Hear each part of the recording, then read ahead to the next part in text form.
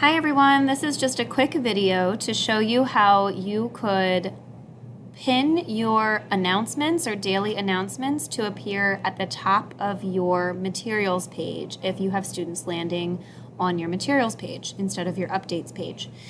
In order to do this, you can come over here to your updates page and type in an update. Hi AP Scholars, today we are going to, and then you would finish your update. And before you post this, you would want to come down here to this little positive sign, plus sign in the bubble, and you would want to click on this bell, and then you can go ahead and hit post.